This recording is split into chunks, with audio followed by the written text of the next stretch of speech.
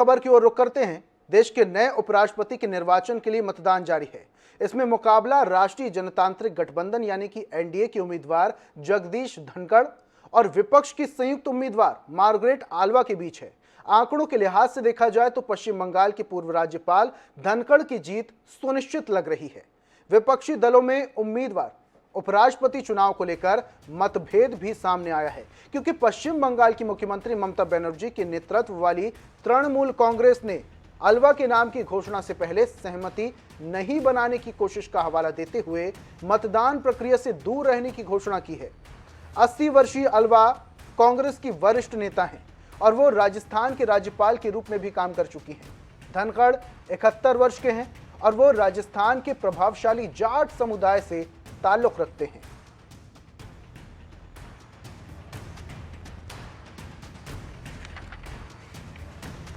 तो देश के नए उपराष्ट्रपति के निर्वाचन के लिए मतदान जारी है।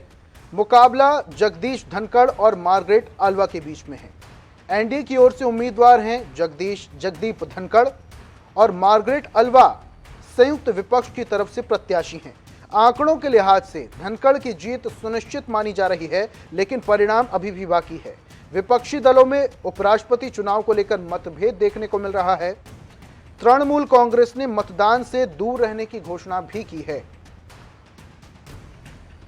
इसमें मुकाबला राष्ट्रीय जनतांत्रिक गठबंधन यानी कि एनडीए के उम्मीदवार जगदीप धनखड़ और विपक्ष की संयुक्त उम्मीदवार मार्गरेट आल्वा के बीच है। आंकड़ों के लिहाज से देखा जाए तो पश्चिम बंगाल के पूर्व राज्यपाल धनखड़ की जीत सुनिश्चित रही है। विपक्षी दलों में उपराष्ट्रपति चुनाव को लेकर मतभेद भी देखने को मिल रहा है, क्योंकि पश्चिम बंगाल की मुख्यमंत्री ममता बनर्जी के नेतृत्व वाली तृणमूल कांग्रेस ने आल्वा के नाम की घोषणा से पहले सहमति नहीं बनाने की कोशिश का हवाला देते हुए मतदान प्रक्रिया से दूर रहने की घोषणा की है। और इस पर ज्यादा जानकारी के लिए हमारे साथ वरिष्ठ पत्रकार प्रेम जी हमारे साथ जुड़ चुके हैं। सर, अब उपराष्ट्रपति चुनाव को लेकर फिर से गहमागहमी देखने को मिल रही है। एनडीए की तरफ से जगदीप धनखड़ हैं, तो वहीं विपक्ष की तरफ से मार्गरेट आल्वा मैदान में है, लेकिन धनखड़ की जो दावेदारी है वो बड़ी मानी जा रही है और यह भी माना जा रहा है कि उनकी जीत भी सुनिश्चित हो सकती है, हालांकि परिणाम अभी बाकी हैं। वहीं दूसरी तरफ अगर हम बात करें तृणमूल कांग्रेस की, तो ममता बनर्जी ने इस चुनाव से दूरी बना रखी है। तो क्या कहता है सियासी समीकरण किस तरीके से अब सामने आ रहा है? जी देखिए, उपराष्ट्रपति का जो चुनाव है इसमें चूंकि मतदाता लोकसभा और राज्यसभा के सदस्य होते हैं और वो राजनीतिक प्रतिबद्धता स्पष्ट होती है। कुछ एक सदस्य जरूर हैं जो नॉमिनेटेड होते हैं, वो भी चूंकि सरकार नॉमिनेट करती है तो सत्ताधारी दल के प्रति उनका रुझान भी स्पष्ट होता है। तो इसलिए परिणाम कोई चौंकाने वाले आएंगे इसकी उम्मीद नहीं की जा सकती। परिणाम तय होते हैं। फिर भी ये इस चुनाव का महत्व क्यों होता है?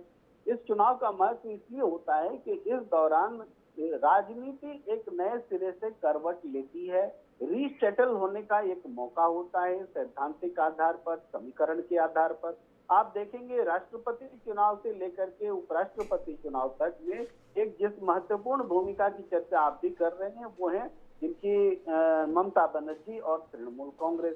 तो तृणमूल कांग्रेस और की ओर से यशवंत सिन्हा राष्ट्रपति के उम्मीदवार हुए, लेकिन खुद यशवंत सिन्हा की उम्मीदवारी से उन्होंने एक तरह से बहुत उदासीनता दिखलाई।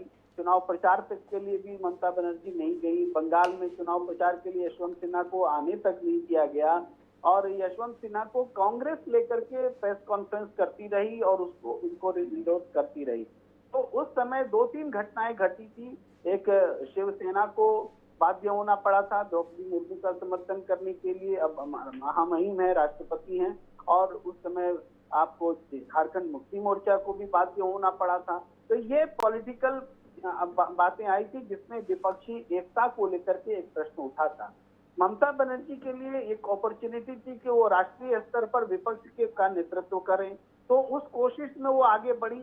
लेकिन उपराष्ट्रपति के चुनाव आते आते उन्होंने जिस तरीके से सरेंडर किया है भारतीय जनता पार्टी की सियासत के सामने, जगदीप धनखड़ जो बंगाल के राज्यपाल थे उनके राज्यपाल बनने के बाद से उन्होंने एक शब्द नहीं बोला है उनकी उम्मीदवारी पर, और बायकॉट करने का जो निर्णय लिया है, जो नेचुरली उनको करना चाहिए था मार्गारेट अल्वा का समर्थन, तो ये भी एक नई राजनीति करवट को बता रहा है कि यहाँ पर कॉम्प्रोमाइजेज दोनों तरफ से है। ऐसा नहीं कि तृणमूल कांग्रेस अकेले कॉम्प्रोमाइज कर रही है। जी, बीजेपी ने जो अब तक पश्चिम बंगाल में अपने कार्यकर्ताओं की शहादत का मुद्दा उठाया था, रोहिंग्या मुसलमानों का मुद्दा उठाया था, घुसपैठ का मुद्दा उठाया था, बीजेपी उन मुद्दों से कॉम्प्रोमाइज करते हुए तृणमूल कांग्रेस के करीब आई है, और तृणमूल कांग्रेस की अपनी सरकार की रक्षा के लिए ये विपक्ष का नेतृत्व करने की जो अपॉर्चुनिटी थी, उस अपॉर्चुनिटी को छोड़ करके वो सिर्फ और सिर्फ अपनी सरकार पर ध्यान दे रही है। तो इस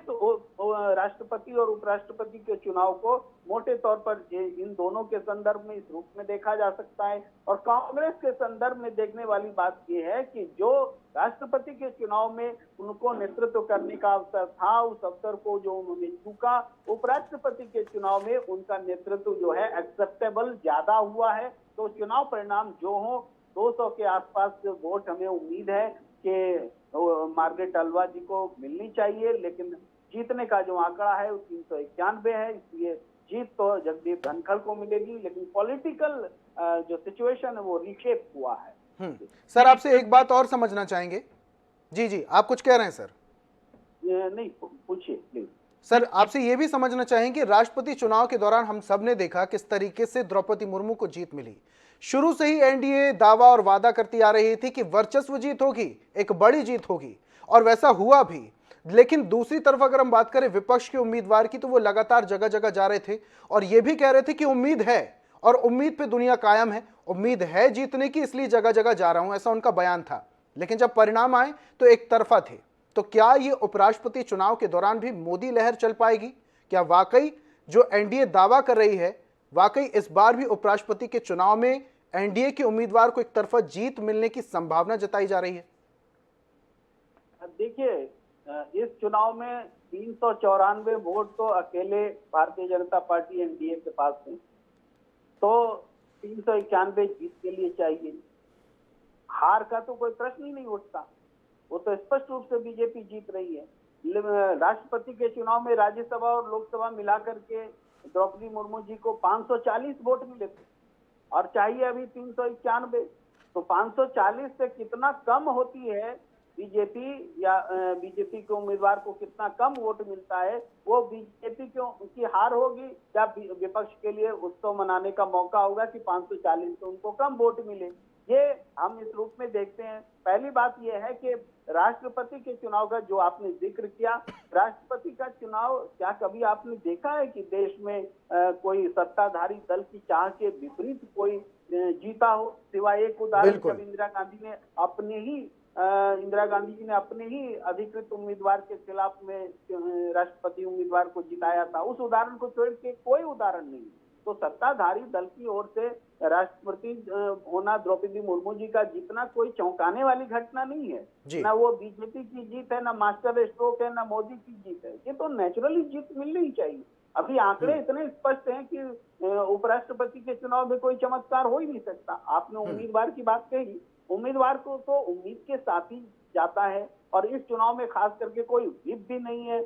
लोग अपने मन से वोट करेंगे, बैलेट सेक्रेट बैलेट पेपर होगा, तो उम्मीदवार एक इच्छा रख सकता है कि शायद पार्टी लाइन तोड़ करके बीजेपी वाले भी उनको वोट दे दे, तो ये उम्मीद रख सकते हैं। लेकिन हम सब जानते हैं कि ये यूं ही उम्मीदवार के सुनहरे सपने होते हैं कि इतना बड़ा फर्क होने के बावजूद कोई जीत जाए। निश्चित हार जो है वो तय है, लेकिन इस हार का महत्व है विपक्षी एकता के ख्याल। बिल्कुल बिल्कुल सर, बहुत बहुत शुक्रिया हमारे साथ जुड़ने के लिए।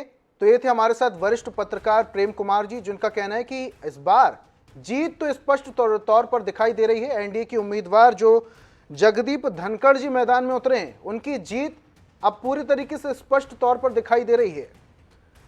तो उपराष्ट्रपति के चुनाव को लेकर अब फिर से सियासत गर्मा गई है और अब एक बार फिर से एनडीए की तरफ से जगदीप धनखड़ और विपक्ष की तरफ से मार्गारेट अल्वा मैदान में है।